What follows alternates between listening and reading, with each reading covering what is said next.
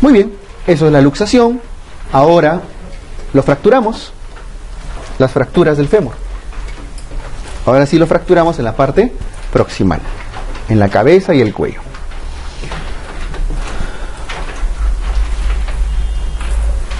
Anatomía básica: cabeza, ligamento redondo, ¿no es cierto? Entonces con el puntero arriba, cabecita, ligamento redondo.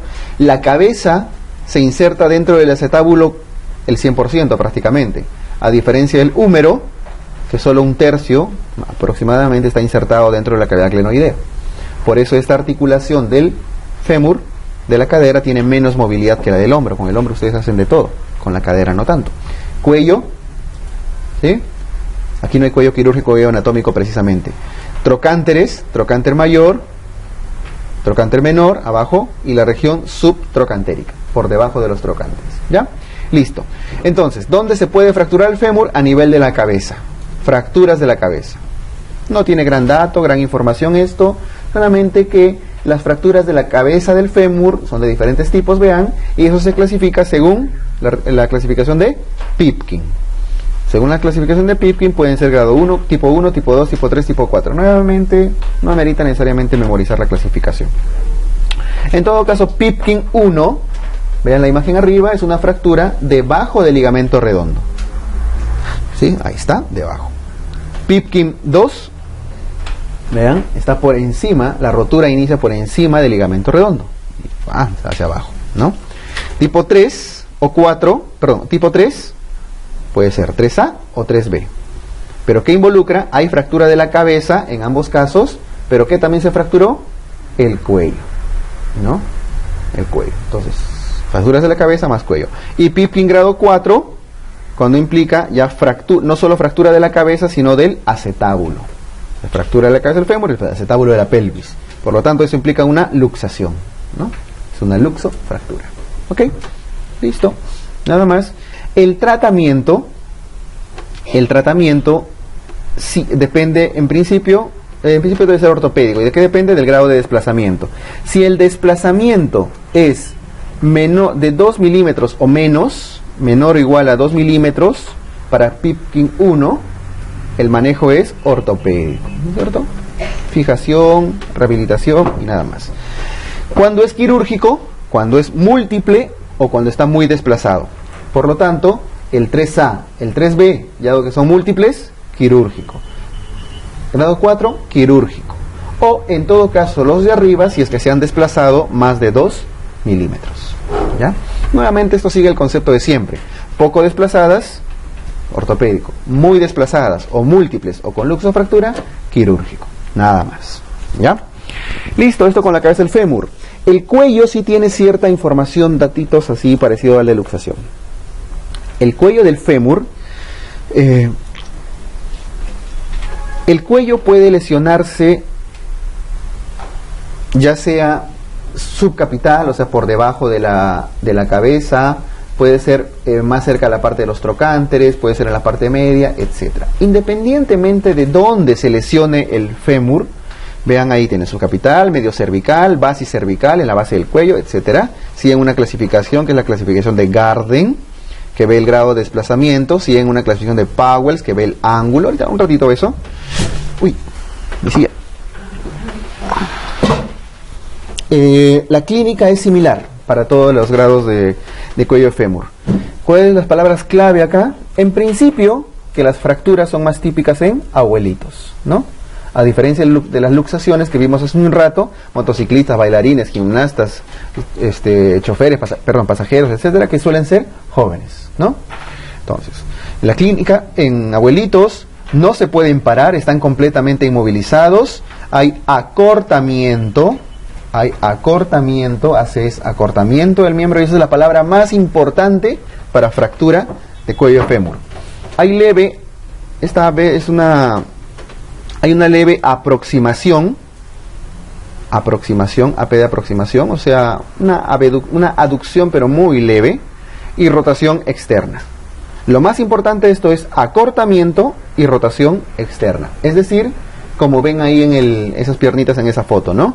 Está acortado, un pie está más arriba que el otro, acortado y con los deditos apuntando hacia afuera. Rotación externa. Y con el paciente totalmente inmovilizado. No puede moverse nada. ¿Ya? No puede levantar el talón. Nada, está completamente inmovilizado. Acortamiento y rotación externa. Un dato. Las luxaciones que vimos hace un ratito tienen cierto grado de acortamiento. Sobre todo, ¿cuál? La que se va hacia atrás y hacia arriba. Pero es muy leve el acortamiento. Es muy leve. Y es poco importante. Por eso no entra tanto dentro de las clasificaciones. Pero en el examen pueden encontrar. Entonces a veces dicen, acortamiento, fractura. No. Si ven acortamiento en un paciente joven con más datos clínicos, lo más probable es que sea luxación. Ya. Pero es un acortamiento leve. Aquí sí, ven que es un acortamiento muy marcado en la fractura, cuando se rompe. Y hay rotación externa. ¿Ok? ¿Listo? Puede generar complicaciones, nuevamente, si se rompe el cuello, por ahí pasaban los vasos circunflejos y demás, otra vez necrosis avascular, puede generar pseudoartrosis, escasa remodelación, etcétera. Tiene alta mortalidad. La fractura de cadera, ¿por qué es también altamente mortal? Nuevamente porque están postrados, puede generar tromboembolismo pulmonar, puede generar neumonía, se mueren por escaras, se mueren por infecciones urinarias, etcétera. ¿Ya? La postración es lo que le da el mayor grado de mortalidad. Muy bien. Y ahí a la derecha tenemos lo que arriba vimos dos clasificaciones, ¿no? Garden y Pauwels. Garden lo que hace es clasificar solamente como conocimiento el grado de desplazamiento. O sea, qué tan ahí ven las fotos, ¿no? No está desplazado, o en el grado 4 está completamente desplazado. La cabeza y el cuello, ¡pum! 100% desplazamiento, ¿no? Garden ve desplazamiento y Pauwels ve ángulo. Cuánto se está angulando, desviando la cabeza del fémur. ¿Ya? Listo. Cuanto están muy desplazadas o muy anguladas, el tratamiento nuevamente va a ser, sobre todo, quirúrgico. ¿Ok? Listo. Ahora, respecto al manejo. El manejo sigue un algoritmo que puede ser relativamente complicado. En general, la mayoría son quirúrgicas. ¿Por qué? ¿Por qué serían quirúrgicas la mayoría? Porque las fracturas del cuello del fémur se dan principalmente en osteoporosis, fractura patológica, que mencionamos la semana anterior. En general, como concepto general, la mayoría de las fracturas patológicas, tanto por osteoporosis como la mayoría, hay excepciones. Coles, por ejemplo, es una de ellas. Pero si es en abuelitos, sí va a ser quirúrgico. Y las que son por metástasis en las epífisis y demás, también son quirúrgicas, ¿no? Ahora, ¿cuáles son los criterios para definir el tipo de, si es colocación de prótesis o fijaciones internas? Depende del estado general del paciente y de la edad. En general, paciente saludable y menor a 60 o 65 años, yes, a la izquierda, que hay que hacer fijación interna.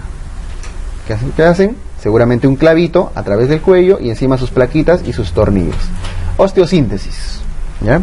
Mantienen la cabeza del fémur. Si no, del lado derecho, no. Es decir, no es un paciente saludable, tiene muchos problemas, más de 60 a 65 años, ¿qué va a ir? Artroplastía, o sea, prótesis. En general, esos son los dos conceptos más importantes que tienen que llevarse. Sobre todo la edad. Menos de 65 años, fijación interna, si es un paciente que saben que va a consolidar bien, saben que su grado de osteoporosis no es severo, etcétera. Y del lado derecho, cuando hacen prótesis, cuando es muy abuelito y tiene muchas comorbilidades. O sea, no va a consolidar ese hueso, su prótesis. La prótesis puede ser parcial, puede ser total, dependiendo de qué. Si está postrado, si no está postrado, depende de la clasificación de Garner, depende del angulamiento y demás. Depende de la severidad de la fractura y del grado de postración del paciente. ¿Ya? Muy bien. Esto con las fracturas del cuellito. Vamos bajando. Si vamos bajando, ya fracturamos la cabeza, fracturamos el cuello, vamos a las fracturas ya de los trocánteres. En esta zona, ¿no? Está el trocánter mayor, arriba, y adelante Adelante y adentro el trocánter menor. Menor, mayor. ¿Sí? Ahí están los dos trocánteres. Entonces, ya hicimos cuello, vamos bajando trocánteres. Estas pueden ser pertrocantéricas, o sea, intertrocánteres si quieren llamarlo. Pueden ser así, o pueden ser así, etc. La que involucra directamente los trocánteres, o en la zona de los trocánteres, en esa zona roja, o puede ser subtrocantérica, o sea, por debajo de los dos trocánteres. ¿Cuál es más frecuente? La subtrocantérica, ¿no? Esa es la de la...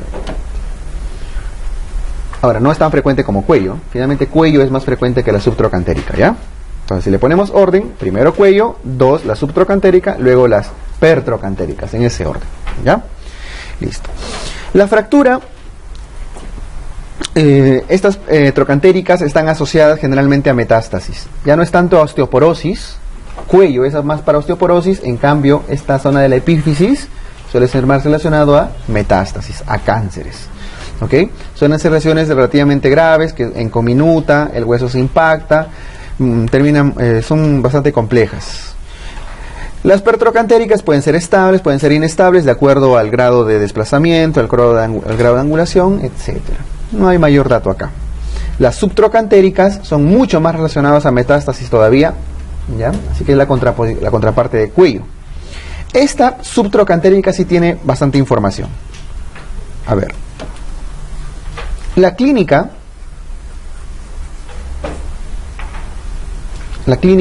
es muy similar a la del cuello. Es muy similar a la del cuello.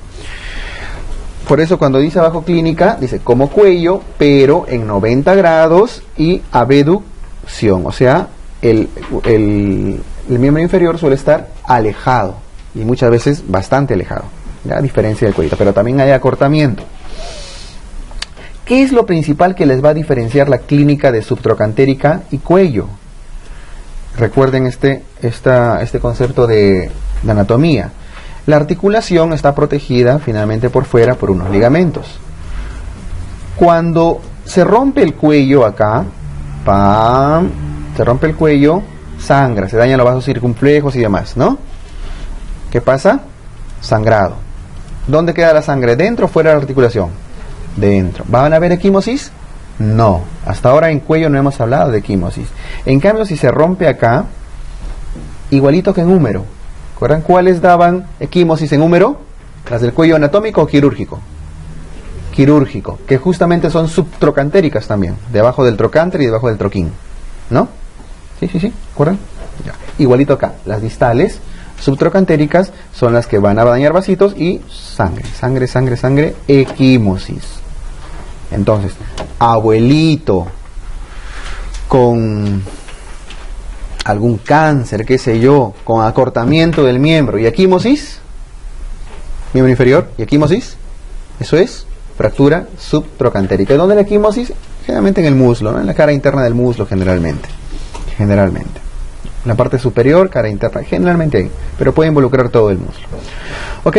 Listo. La palabra equimosis es lo que les va a dar la diferencia con cuello. En cuello no van a encontrar equimosis, a menos que haya ruptura de la cápsula y demás, pero eso ya bien raro.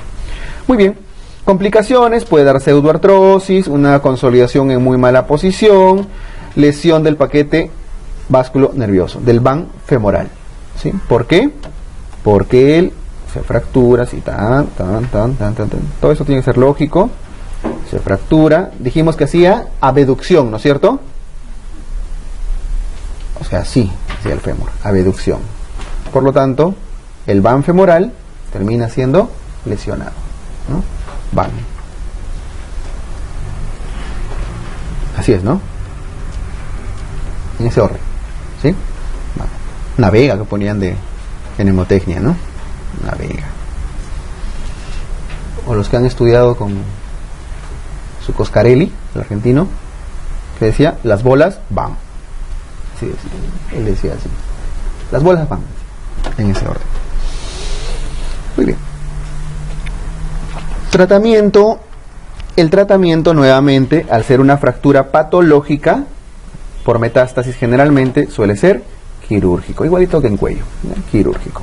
Osteosíntesis, de ser el caso, o ya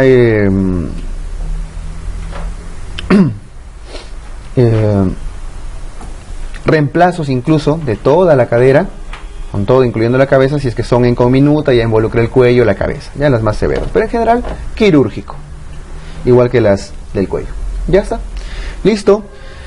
Vamos bajando. Las fracturas de la diáfisis del fémur, de las diáfisis, ya no son tan frecuentes en los abuelitos, sino ya un poquito más en los jóvenes. Diáfisis del fémur y tibia son más frecuentes en jóvenes porque está asociado bastante a accidentes de tránsito. Ahora, cuando se rompe la diáfisis del fémur, esto es sencillo. ¿Qué estructura suele lesionar? El paquete vasculonervioso femoral. Pero aquí lo que más problemas trae es la parte arterial. La arteria femoral causa una hemorragia severa a nivel del muslo y eso ocasiona shock. Un shock traumático. Un shock hipovolémico puede ser, ¿no? Por la cantidad de sangre que se puede perder sobre todo si es expuesta, abierta, ¿no? Muy bien, causa frecuente de pseudoartrosis, igual que el húmero, y al ser un hueso largo, nuevamente causa de embolia grasa. ¿Sí? Estamos después de buen rato retomando el tema de embolia grasa. Bien. No hay mucha información acá. El tratamiento en niños es ortopédico, ¿no? ¿En qué consiste? Vean la fotito. Tracción 90-90, o sea, 90 grados, 90 grados. Así. 90-90. ¿Ya? Una tracción cutánea en cenit. Listo. Si lo tienen al niñito, ¿no? Pobrecito. Y si es adulto, clavo endomedular. Ahí sí, su clavito. Fractura de fémur, pum, su clavo fijador por dentro, ¿no? Ya está. En adultos. Listo. Y las fracturas distales de la diáfisis, ya parecido a la parte distal del húmero también, los cóndilos pueden ser supracondilias, donde está arriba transversa, pueden ser de cada uno de los cóndilos, interno o externo, o pueden ser intercondilias, ¿no? Por si pasa por entre los dos cóndilos. Nuevamente. Okay. Listo. ¿Qué complicaciones? Aquí ya arriba pasaba el radial, el cubital en mediano. Aquí ¿qué pasan? Los vasos popliteos, el nervio ciático por detrás. Entonces, las fracturas distales del fémur pueden lesionar los vasos popliteos o el nervio ciático. Y dependiendo si involucran o no la articulación, pueden generar artrosis. ¿Ok? Listo. Poca información acá de trascendencia.